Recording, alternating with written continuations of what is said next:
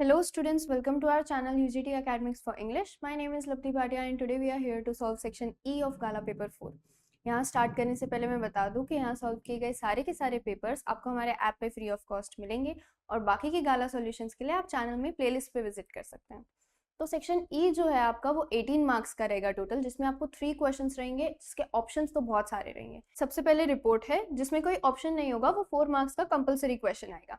उसके बाद लेटर और ईमेल 6 मार्क्स में ऑप्शन आएगा, या तो लेटर ऑप्शन में चूज करना है या फिर ईमेल चूज करना रहेगा। और लास्ट क्वेश्चन जो आपका पूरे पेपर का रहेगा वो 8 मार्क्स का होगा, जिसमें आपको 2 ऐसे में से ऑप्शन आएगा और अगर दोनों ऐसे चूज नहीं करने हैं तो फिर आप स्टोरी पे ऑप्ट कर सकते हैं। तो हमारा फर्स्ट क्वेश्चन जो है वो है report. Local doctors conducted an eye examination camp in your school on Sunday. Write a report in about 150 words on the camp. अब हमको बोला योर स्कूल, ठीक है, योर स्कूल बोला है तो हम राइटर बन करके, जो भी रिपोर्टर है, हम स्कूल के स्टूडेंट की तरीके से लिख रहे हैं या एडमिनिस्ट्रेटिव स्टाफ की तरीके से लिख रहे हैं, हम एक बार आर स्कूल लिख सकते हैं। लेकिन उसके अलावा बिल्कुल भी मैंने ये देखा, मुझे ये अच्छा लगा, ऐसे डायरी राइटिंग नहीं करना है। रिपोर्ट काफी फॉर्मल चीज होती है। Eye examination camp at our school हमारा टाइटल रहेगा, हम वहां पे रिपोर्टेड बाय और डेट लिख देंगे, रिपोर्टेड बाय, ठीक है, ABC, इस तरीके से हम लिख देंगे। और फिर हमारी स्कूल के बारे में हम लिखेंगे कि क्या हुआ था। आई एग्जामिनेशन कैंप हमारी स्कूल में ऑर्गेनाइज हुआ था। संडे को an eye examination camp was organised in our school by local doctors in the cooperation with the school management. The main aim of the camp was to check the eyesight of students and create awareness about eye care.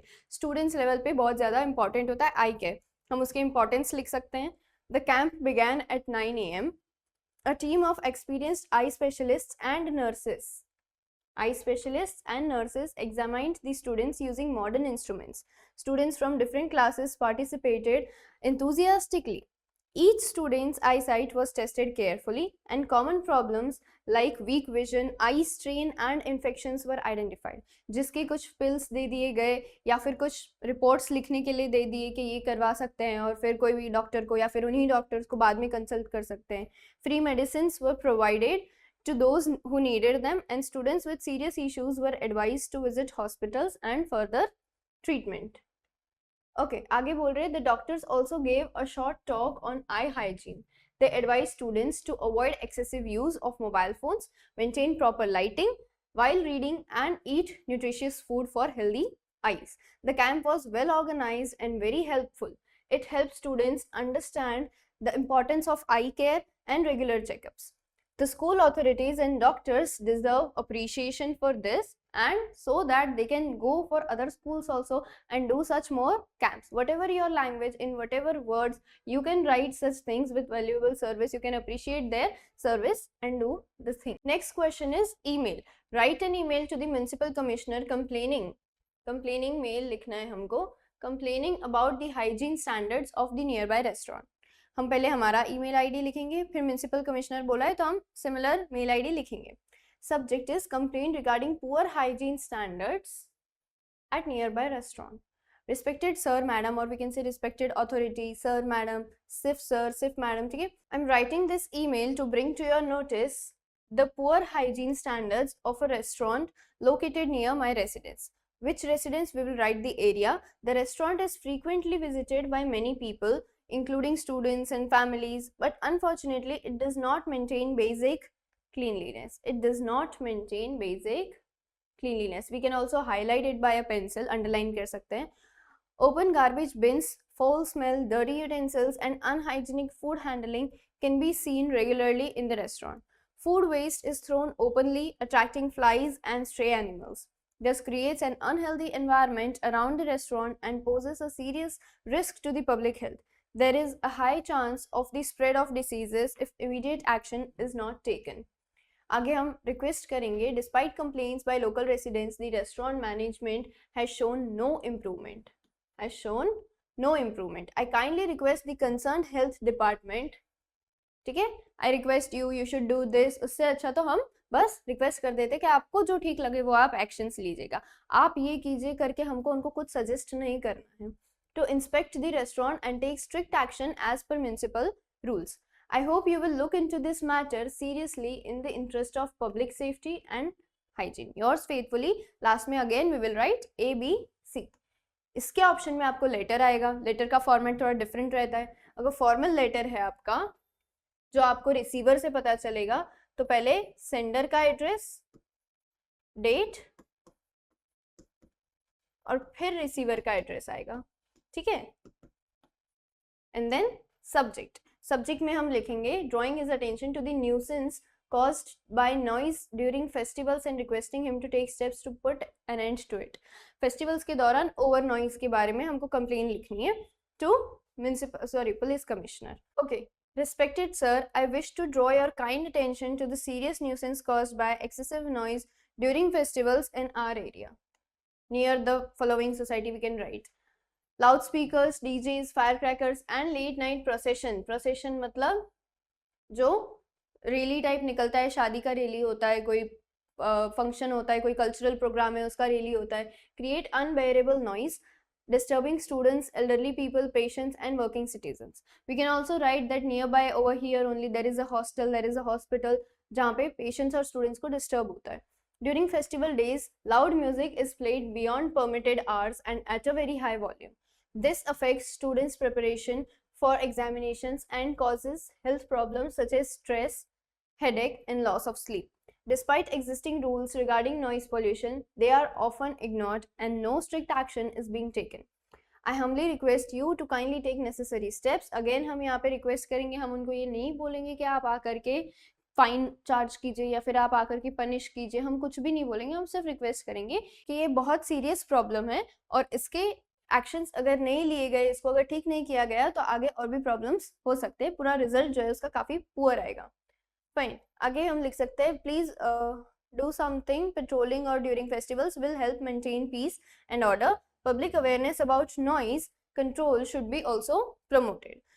I hope you will take immediate action and your actions are highly appreciable. We can write those things and then ABC पे हम end करेंगे.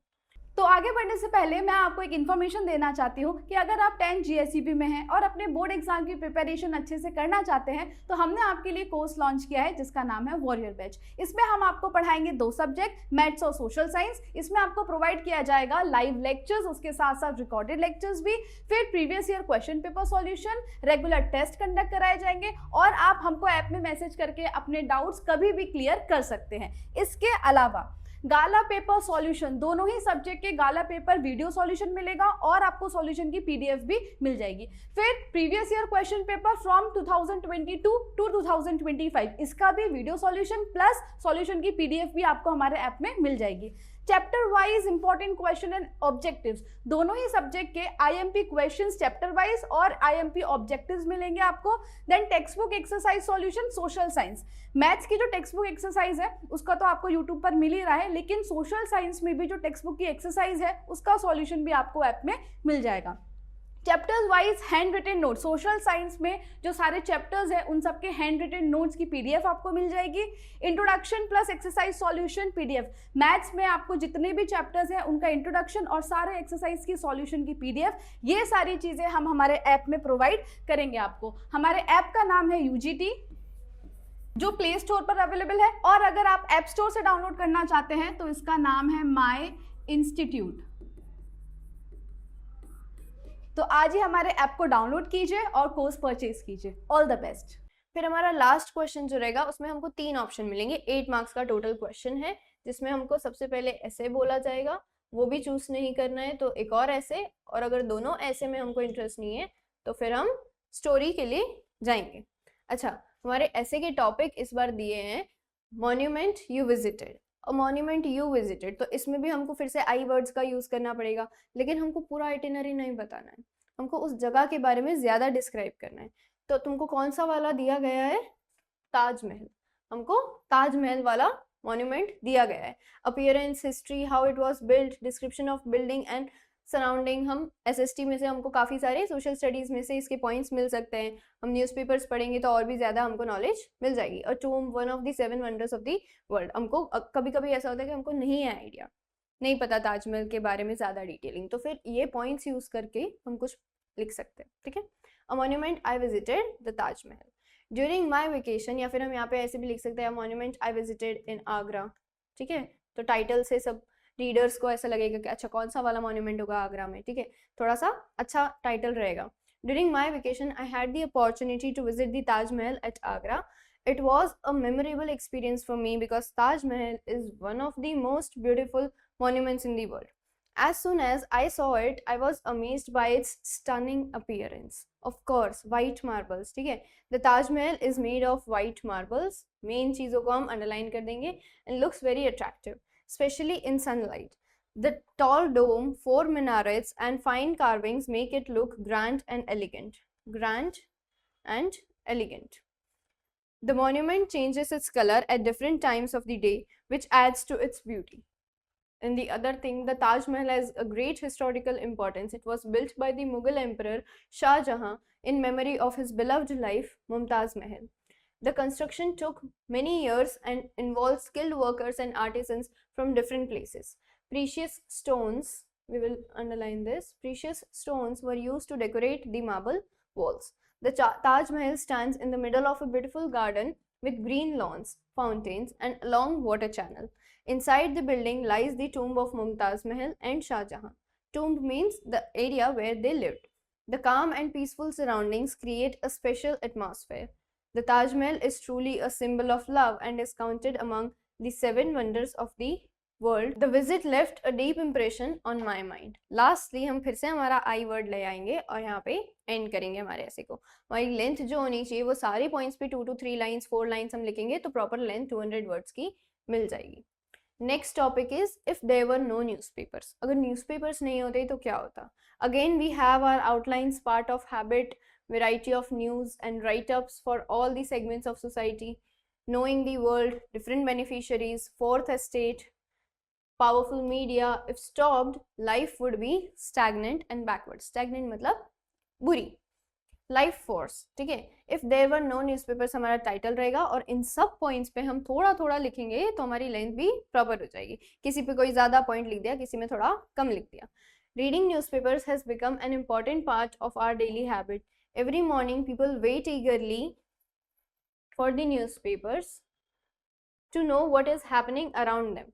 Newspapers provide a wide variety of news and write-ups that suit all segments of society, such as students, workers, business people and senior citizens. सारी senior citizens के लिए थोड़ी सी slow news आती है, businessman के लिए थोड़ी trading related, match related, cricket वगैरह के रिलेटेड, स्टूडेंट्स के लिए उनकी डेट शीट आ जाती है एग्जाम की, कोई न्यू लॉ अगर चेंज हुआ है एजुकेशन मिनिस्टर के द्वारा तो वो सारी अपडेट्स जो है वो न्यूज़पेपर से ही मिलती है. Newspapers help us know about the world. They give information about national and international events, sports, science, culture, education. हमको इंफॉर्मेशन मिलती है events, sports, science, culture and education. Fine. Okay, editorials and articles guide us to think wisely and form correct opinions. Through newspapers, citizens become aware of government policies and social issues. इसको भी हम highlight कर सकते हैं, government policies and social issues के बारे में हम aware होते हैं. Next we have many people benefit from newspapers. Students improve their general knowledge. Job seekers learn about opportunities. Farmers get information about weather and crops. And traders follow market trends. Newspapers are rightly called the fourth estate because they act as a powerful medium that keeps a check on society and the government. दोनों के बीच की बातें newspaper बताता है. If newspapers were stopped, life would be stagnant and backward. People would remain unaware of important events and developments. The flow of information would slow down.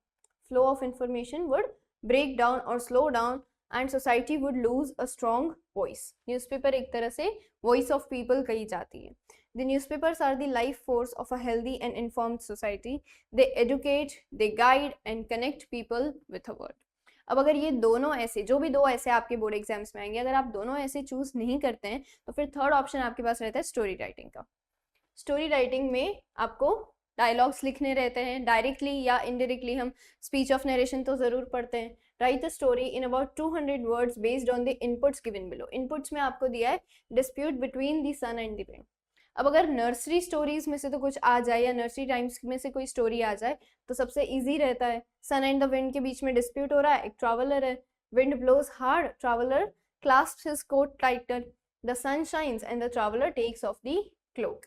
तो फिर dispute किस बारे में होती है वो भी याद आ गया कि कौन इस पर्सन का, इस ट्रैवलर का क्लॉक जो है वो निकलवा बता सकता है. Let's start. One day a dispute arose between the sun and the wind. Each claimed to be stronger than the other. They argued for a long time but could not reach a conclusion. At last they decided to test their strength in a fair way. कुछ exam type कुछ test रखने को उन्हें सोचा. Just then a traveler was seen walking along the road. He was wearing a thick cloak to protect himself from the cold. Winter type का माहौल था. The sun said, whoever can make the traveler take off the cloak will be considered the stronger one. The wind agreed and tried first. The wind began to blow with all his force. He blew harder and harder, creating a strong storm. But the stronger the wind blew, the tighter the traveler held his cloak. क्योंकि उसको ठंड लग रही थी और clock निकल ना जाए इस चक्कर में वो और ज़्यादा टाइटली होल्ड करके पकड़ा था. The cold wind made him grip it firmly.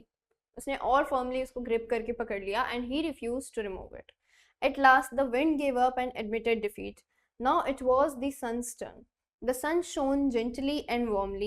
Slowly the traveler began to feel hot. The pleasant warmth made him uncomfortable in the cloak. और warmth की वजह से उसको clock में थोड़ी सी गर्मी महसूस होने लग गई. Soon he loosened it and finally took it off completely. The sun smiled and said calmly, gentleness and kindness are more powerful than force. जहाँ भी gentle persuasion आता है वहाँ पे फोर्स जो है वो फेल हो जाता है. ये चीज़ हम लिखेंगे, मॉरल में लिखेंगे. अच्छा, ये तो रहा आपका फॉर्मेट. इसके अलावा आपको मार्क्स के हिसाब से, अपनी हैंड राइटिंग के हिसाब से जब आप लेंथ लिखते हैं, थोड़ा भी आपको लगे कि ये थोड़ा कम हो जाएगा, तो आपके पास स्टोरी में ये बेनिफिट है कि आप डायलॉग्स लिख सकते हैं. ऐसे राइटिंग के लिए ये बेनिफिट है कि कभी ना कभी सुने हुए मम्मी दादी के कोई ना कोई कोट्स आप डाल सकते हैं. Okay, prepare well. All the best for your board exam.